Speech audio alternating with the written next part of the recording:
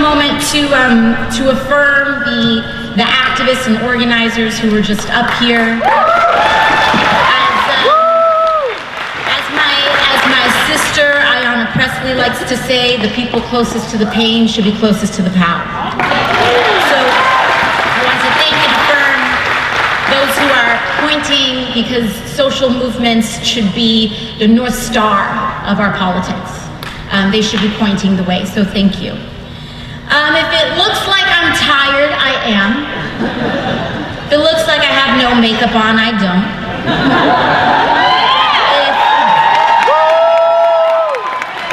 If this is the 5th time you've seen me in this dress, deal with it.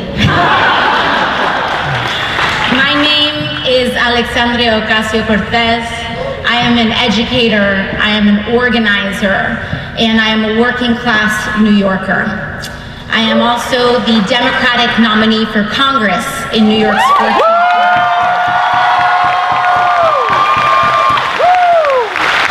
New York 14 covers the Bronx, Queens, and Rikers Island.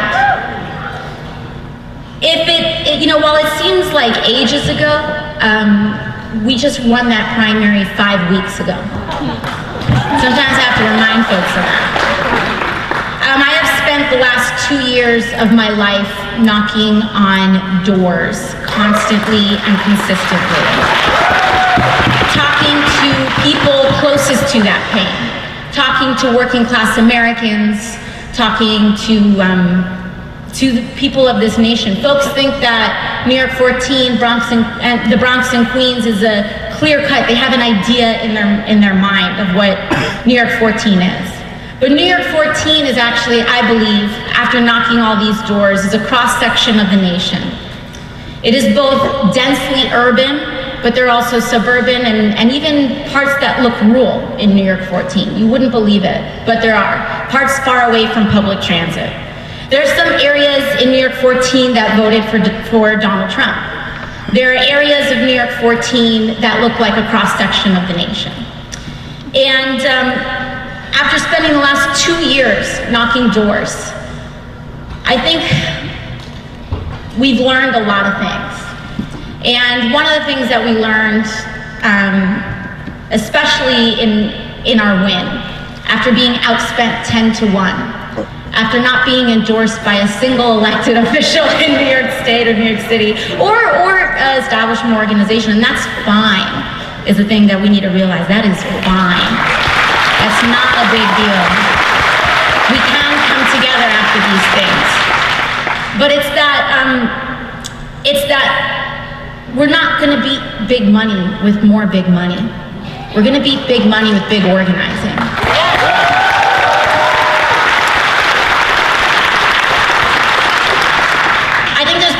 Debate over here, at least I've heard there's been a lot of debate. I just came in from California earlier today, and before that, I was in Michigan campaigning for Abdul El-Sayed, Rashida Tlaib, David Bennett, Rob Davidson, all candidates who refuse to take corporate money. All candidates who believe we need to end the war on drugs. All candidates who believe tuition-free college is the future, that Medicare for all is the future, that an aggressive action on climate change is the future, because that is the future. Because that is the future. I believe that sometimes we make some mistakes, that we have this idea in our brain of what a swing voter is. But after spending this time in the Midwest, after talking to folks constantly, I think we realize that swing voters don't vote for the person who's moderate enough, the person who is most timid, the person who backs down from their starting point. That is not who the swing voter votes for. The swing voter votes for authenticity. The swing voter votes for the person they think is championing them the most. The swing voter votes for a person who thinks that puts them first. And the swing voter, as was mentioned earlier, as I've been saying on the campaign trail, is not just red to blue, it's non-voter to voter. That's our swing voter.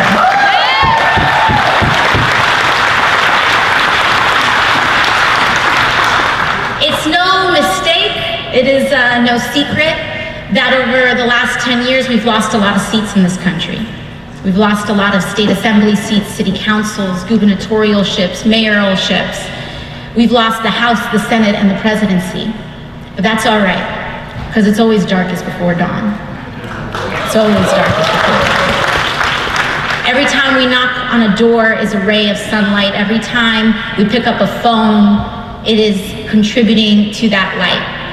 And right now, we need a burst between now and November. We have a lot of organizing that we need to do. But I think that, sometimes the greatest success on the other end is the fact that they have won while clinging tighter and tighter to their base while convincing us to stray from ours. We need to realize the consciousness of the Democratic Party, I believe.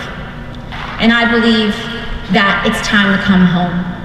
Yeah. I think it's time for us to come home. It's time to remember that universal college education, trade school, a federal jobs guarantee, exploration of a universal basic income were not all proposed in 2016. They were proposed in 1940 by the President of the United States, by the Democratic President of the United States. These are not new ideas. We are picking up where we last left off when we were last most powerful, when we were our last greatest. The Democratic Party, it's time to own that our party was the one of the Great Society, of the New Deal, of the Civil Rights Act. That's our party. That's who we are. And it's time for us to come home. Because when working people realize that we are fighting for them the most, they will fight for us too. That is what we have shown. So I think that when we realize, again, that it was the Democratic Party that established coast-to-coast electricity, the interstate highway system, and the women's right to choose. When we own that and accept that, then we will realize that we are fighting for the majority of this nation. The majority of this nation will fight for us. That is how democracy works. So I think that one of the things that we realized as well, going in the Midwest, we were out there with, again, Abdullah Syed. We went out to Grand Rapids, conservative area of Michigan, where Betsy DeVos is from. And we announced that we would host that rally, and about 600 people RSVP'd to it. And over 1,000 people showed up in a cramped, sweaty high school in the middle of Grand Rapids. We went to Flint. Another 500 people showed up. We went to Detroit, another 1,000. We went to Ypsilanti, another 100. We had to hold another rally outside. Something is happening in this nation. Something is happening in this country. And we can embrace it. We can win on it. And we can realize that we can appeal to our highest selves, not our lowest selves.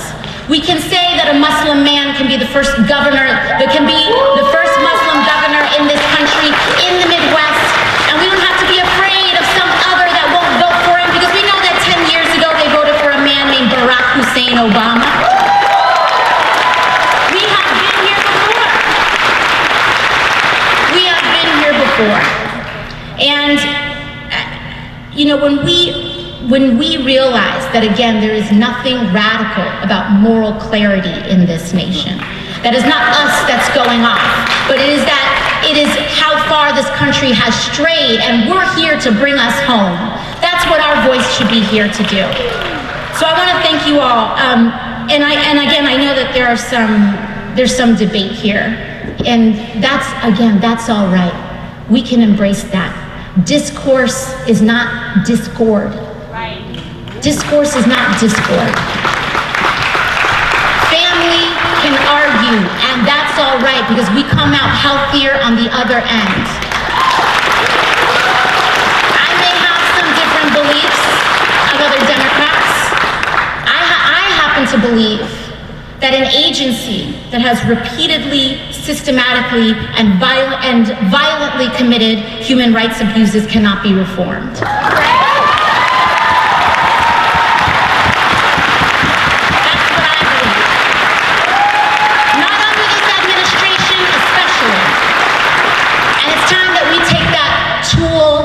away. It's time that we take that tool away.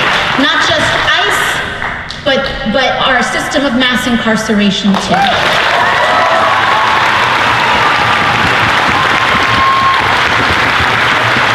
It's time we realize that cannot be separated.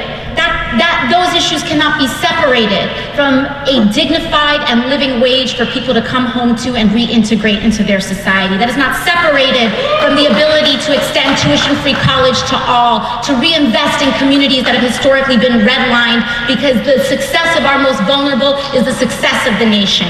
How we treat Flint is how we treat America.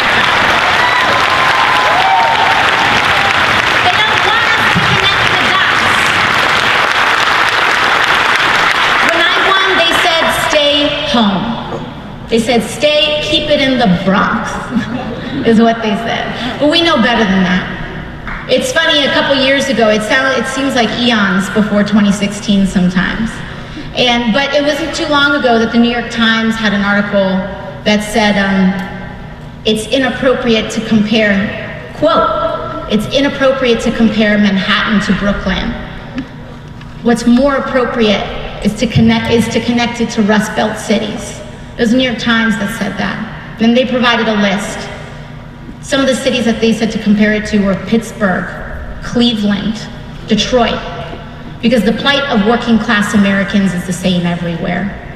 And we know that. We know that the future of this party, if we are to win again, is to rediscover our soul, is to come home and to realize that we can fight for social, economic, and racial justice for working class Americans. And to fight for that is to fight for all of us. It's time to realize that we are the party of King, of Roosevelt, of the ones who went to the moon, who electrified this nation, who accomplished the greatest successes and crown jewels of our society. We created Medicare, we created Social Security, and we created the economic and scientific basis of our greatest achievements. We can own that. We can own it. So I just want to thank you all, and to know that, again, the way that we do this is when we all go home, recommit ourselves, and there is no district too red for us to flip. Thank you.